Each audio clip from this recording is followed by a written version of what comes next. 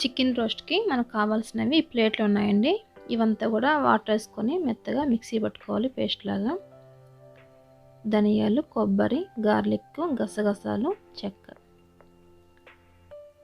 So next వచ్చేసి stove on చేసుకొని fry pan పెట్టుకొని ఫ్రై పాన్ హీట్ ఎక్కాక ఆయిల్ వేసుకోవాలి.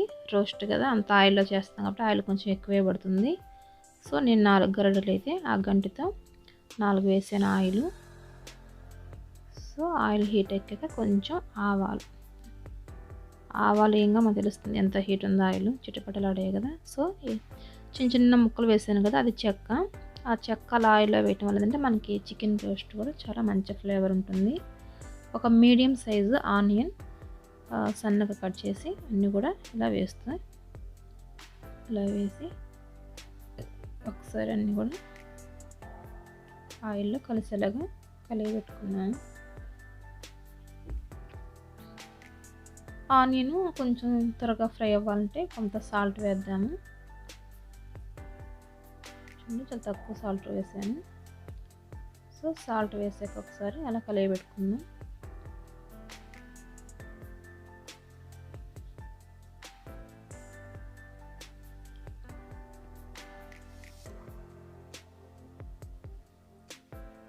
సో నెక్స్ట్ వచ్చేసి అల్లం పేస్ట్, ఓన్లీ అల్లం పేస్ట్. మనం గార్లిక్ అనేది ఎక్కడ పేస్ట్లో యాడ్ చేసాం కాబట్టి సో మనం ముందుగా సిద్ధం చేసుకున్న పేస్ట్ కూడా ఇప్పుడు వేసేద్దాము.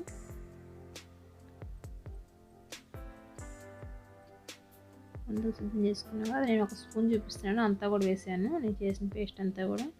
అలాగే గ్రీన్ చిల్లీ సన్నగా కట్ చేసి వేసి అంతా కలిసేలాగా కలియబెట్టుకున్నాను. చూడండి ఆనియన్ బ్రౌన్గా వేగాలి, మరి మాడాయి అంటే రోస్ట్ కూడా అదే ఫ్లేవర్ ఉంటుంది. సో ఇప్పుడు నేను టమాటో పీసెస్ వేసాను కదా, అది చాలా చిన్న టమాటో, దాంట్లో నేను కాలు భాగం మాత్రం వేసాను. ఎక్కువ వేస్తే మళ్ళీ టేస్ట్ మారిపోతుంది. వేయిపోయినా పర్లేదు, అంటే మన లెమన్ కూడా ఏమీ లేదు కదా పులుపు కోసం, అందుకని నేను టమాటో తక్కువ తీసుకొని వేసాను. నెక్స్ట్ కరివేపాకు అన్నీ వేసాక ఒకసారి అన్నీ కలిసేలాగా కూడా ఇలా కలియబెట్టుకున్నాను.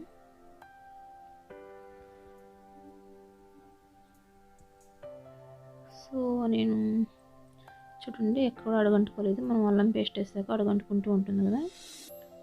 సో కలియబెట్టుకుంటూ ఉంటే అడగంటుకోదు.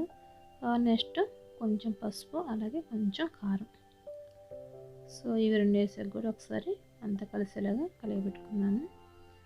ఆ చికెన్ ముందే క్లీన్ చేసి అలాగే దాంట్లో కొంత పసుపు, కారం, ఉప్పు వేసి కలిపెట్టి పక్కన పెట్టాను. సో దాన్ని ఇప్పుడు యాడ్ చేద్దాం.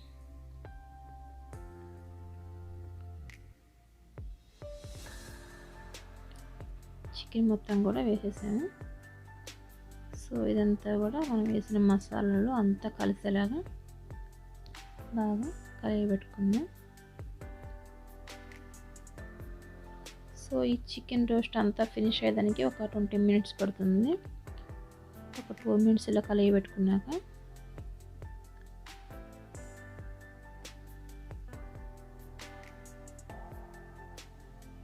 చూడండి అంతా కలిసేలాగా కలియబెట్టాను కదా. సో తర్వాత 10 మినిట్స్ తర్వాత చూపిస్తున్నాను మీకు నేను. ఇది 10 మినిట్స్ తర్వాత ఈ విధంగా ఫ్రై అయింది చికెన్. సో ఇప్పుడు నేను చికెన్ మసాలా అలాగే గరం మసాలా పొడిలో వేస్తున్నా. ఇది గరం మసాలా ఒక 2 స్పూన్స్ అయితే వేసాను. ఒక స్పూన్ మీకు క్లిప్లో కనిపించింది. సో ఇది పొడి కదా అందుకని ఫైనల్ స్టేజ్లో వేసాను. ముందుగా వేస్తే చికెన్ రోస్ట్ అనేది బ్లాక్గా వస్తుంది. చూడండి నేను చేసిన చికెన్ రోస్ట్ కూడా కలర్ పెద్దగా చేంజ్ అవ్వదు. సో కొంచెం గరం మసాలా అలాగే చికెన్ మసాలా కొంచెం ఎక్కువ వేసుకోండి, బాగుంటుంది రోస్ట్. ఫైనల్గా కొత్తిమీర. మన చికెన్ రోస్ట్ సిద్ధమైనట్టే. తప్పకుండా నేను చేసిన ప్రాసెస్ ఒకసారి ట్రై చేయండి. అలాగే నా ఛానల్ని సబ్స్క్రైబ్ చేసుకోండి, లైక్ చేయండి, మీ ఫ్రెండ్స్కి కూడా షేర్ చేయండి.